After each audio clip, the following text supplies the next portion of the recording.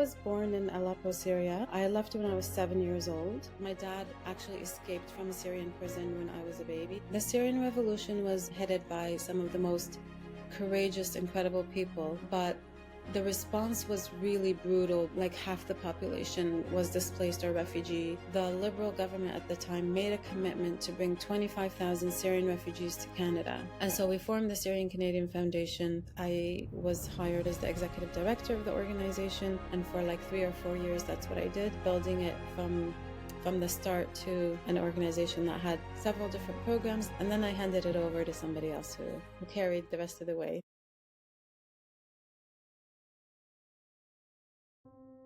I wasn't allowed to go back to Syria after I left. My dad actually escaped from a Syrian prison when I was a baby, and so he was a wanted criminal for his political opposition to the government. We weren't even allowed to speak openly to our family who lived there because it's very, very dangerous. My parents first tried to seek asylum in the United States, so we were there very briefly, but they rejected our asylum application, which I always say I'm grateful for.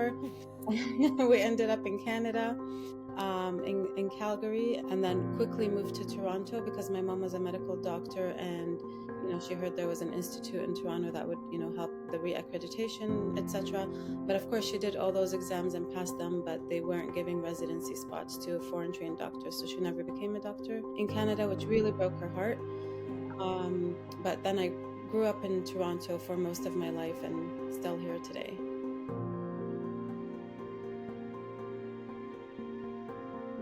My Syrian background was really not a big part of me growing up all these years, and I didn't even know too many Syrian people. Like as kids, we all know bad stuff happened in Syria, but it wasn't something we were allowed to talk about or, could openly ask questions about.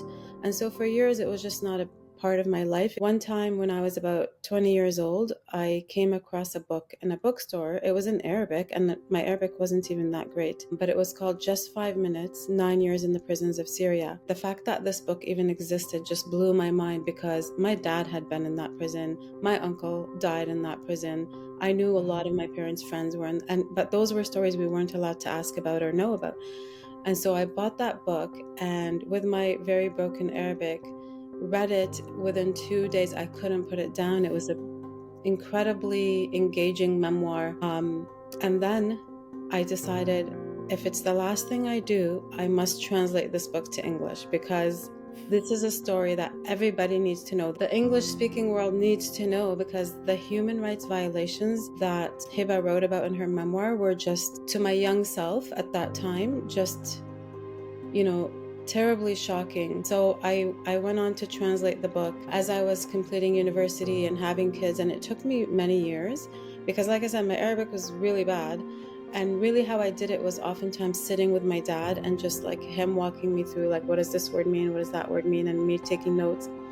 And then I translated the book and self-published it, and we sold thousands of copies because there was nothing like it. There was nothing like it, and no other memoir out there.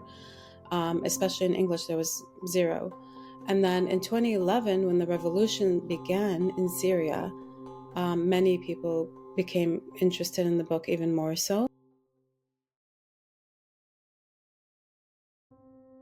One of the beautiful things about the Syrian revolution was that it actually started with elementary school kids writing on the school wall, "Down with the regime," right? Wow. And those kids were imprisoned, tortured, and so their families rose up, and then families in towns beside that town rose up, and then it just spiraled from there, and then it grew to this global network of activists who were working really hard and supporting the revolution in so many different ways.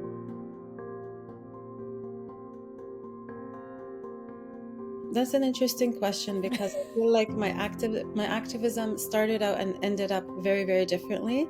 It really evolved quite a bit, and I think that's normal. When you're younger, activism looks different than when you're older. But when we started out, we used to do flash mobs. So a few friends of mine, and we would get together, we would train a bunch of them on these dances, and we painted masks, and We did these flash mobs in the mall, in Eaton Center, in Square One Mall, like so many different places. And we would like blast music and everybody would watch, and then we would make these videos, and we had a channel on YouTube called Like for Syria. And we got like hundreds of thousands of followers. If some videos probably went to like 1 million views. And so we felt like, and then I think we inspired activists in so many different countries to do that. We were actually inspired by activists in Syria who first did it, and then we were the second to do it. And then all over the world, like in Europe and America, people would start doing flash mobs for Syria, and it became a thing. And then we did the protests, and we would like bring buses from different cities to Toronto, and we had, you know, kind of similar to the protests you see for Palestine. Palestine's way bigger than Syria. It's got a lot more people who support, right? But it was kind of like that. We did like protests in the street with thousands of people. And then our activism evolved a little bit as we grew older. I guess I was quite still young back then. And it shifted to quite a bit more PR campaigns, media relations, and then eventually government relations. And it's kind of where it ended up for me, was like doing a lot of work with the government to push for the support of Syria. And then after the liberation, we continued actually, you know, with the Justin Trudeau's government. Right before he left office, we had a meeting with him calling for the removal of sanctions on Syria now that it has been liberated from the Assad regime.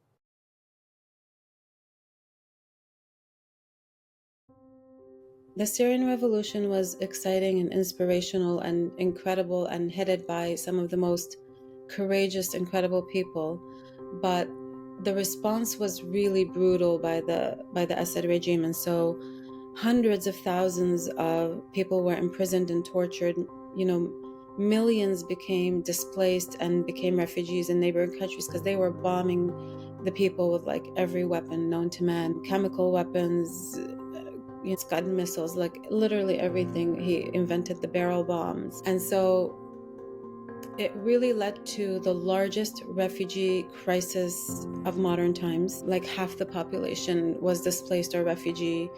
And so Canada, where I now lived, was well known to be welcoming to refugees at that time, and actually resettles the most refugees globally than most other countries. And so the Liberal government at the time made a commitment to bring 25,000 Syrian refugees to Canada. And so it was at that moment that I realized that I was going to shift my focus from this international like activism work, supporting the fall of the Assad regime, and I really have to focus on supporting the refugees that were coming. These are now my neighbors. They're at my, they're in my city, they're in my country. There was a lot of work to do to support them. I felt like this was going to be more rewarding work. The activism was so difficult because it was loss after loss, and it was a downward spiral with Syria becoming a proxy war, and then Russia and Iran were involved supporting the Assad regime. And so it felt so out of our scope of ability to like make a difference. And so I felt, in a selfish way, I felt like helping the refugees here was going to be something that I can actually make a meaningful difference. One day I got a phone call from a friend who said, Bayan, there's this hotel in Toronto called Toronto Plaza Hotel, and it's got hundreds of Syrian refugees in it. And so both of us immediately went there, and Cost to Immigrant Services was hosting these refugees, and we said we want to volunteer. They needed us because they didn't have enough Arabic translators, they didn't have people understand the culture, and so we felt like we had a really important role to play. And we were there every single day, me and so many other Syrian Canadians, and honestly volunteers that weren't even Syrian, but so many people were volunteering at that time. The way that Canadians came together for Syrian refugees was one of the most beautiful things I've ever witnessed in my life. It was just inspirational and heartwarming, and I met some of the most wonderful, beautiful souls from across the whole country. So we're volunteering at the Toronto Plaza Hotel, and then after we do our work, we meet in one of the rooms in the lobby, us Syrian Canadians, and we're brainstorming what more can we do. And then we decided we really need to form an organization. There is no Syrian organization. And so we formed the Syrian Canadian Foundation, And I'm still grateful to this day to the executive director of Costa Immigrant Services, who mentored us, supported us, helped us register and get our first grant. I was hired as the executive director of the organization, and for like 3 or 4 years, that's what I did, kind of building it from the start to an organization that had several different programs now. And then I handed it over to somebody else who carried the rest of the way.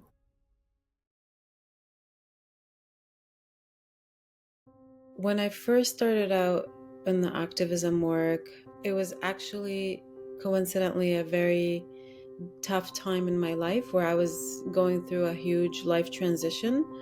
And so in a way I felt like I threw myself like really hard into the activism work, perhaps as a distraction from what's going on in my life. I don't think I was engaged in that work in a healthy way at that time. It was sort of boundaryless, and I said yes to everything. And so like I was rarely home. And I think a lot of my family members weren't so thrilled with the way I was living my life. And I got a lot of critique from everybody. And I think I was like deeply addicted to my phone and checking my email and responding to everything right away. So it wasn't a healthy participation in this work. To me, I just thought, how dare I do any less? You know, people are dying, right? Again, there's the like younger self and, you know, hopefully slightly more wiser self as you get older. It got to a point where I kind of like hit rock bottom and, you know, or what we can call burnout. And one of the things that I really, really want to convey to people is one of the things I did to myself was expose myself to things that no human being should see on a regular basis. And so with Syria, like I translated the memoir of a political prisoner who endured like all sorts of torture. In my media and public relations work, you know, I was dealing with people who were victims of chemical weapons, people who were victims of torture in prison. There was you know, a man whose like code name was Caesar, who brought like 50,000 images of torture to the United Nations, and there was like a whole exhibit that occurred. I looked at those pictures because it was actually at that time my job to pitch them to the media and to pitch those stories to the media. And I thought, again, my young self, I thought, how dare I even think, oh, I don't want to see these pictures, I don't want to know these stories, because I'm not even the one who's experiencing them. So I was exposed to so much trauma, vicariously, so to speak. And only later did I realize what a toll it took on me. So like I got to a point where I was just like broken and paralyzed, and I couldn't do anything anymore. And I realized when you do activism in this like, you know, unsustainable way, you become useless to yourself and others. And what good is that? And so for many years, I couldn't do activism anymore. And I had to spend a lot of time rebuilding my own health, and that took years, by the way. And then Gaza happened. I started to think about, okay, maybe I can go back to this in little bits and pieces and in wiser ways. And so that's what I did. I could have gotten pulled in really hard into that as well, but I was like, no, like I know what I can do, I know what I can't do, I know what I can watch, I know what I'm not going to expose myself to. We can all find ways to know what is happening without hurting ourselves so deeply like that, because the brain doesn't actually recognize that you're not there when it's looking at those horrible images. And so there's a lot of damage that happens. I feel like now I'm at a place where I'm able to do activism work in a much more balanced, much more wise, and sustainable way.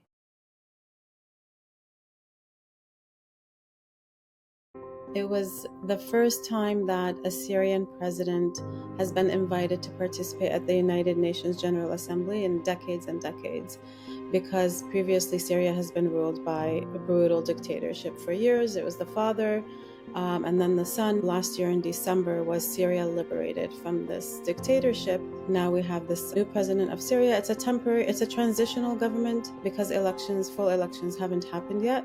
But he was invited to the UN, and a whole bunch of us activists from around North America were invited to come and meet with him, and it was really very, very exciting. I was in a room with activists from across the continent that had been working together for, it's been like over a decade now, the fight for, a free Syria. I hadn't seen some of these people in a long time, and we had really reached quite a burnout towards the end of it. It was over 10 years of revolution. We kind of thought this just isn't going to happen, but the fact that so many years later that Syria would actually be liberated and all of us would be together celebrating that moment was just indescribable moment.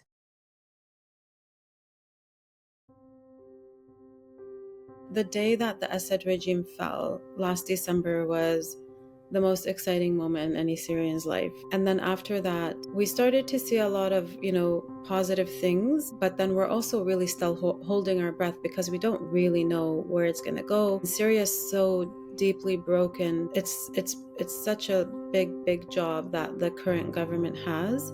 And so we don't know how it's going to end up. But my dad, who's someone I talk to about all this stuff all the time, says that he sees more solutions than problems, and that makes him optimistic. And so I like that, because of course there's going to be problems, but as long as we're seeing more solutions and we're seeing, countries supporting Syria, removing sanctions, restarting diplomatic relationships, I prefer to be optimistic.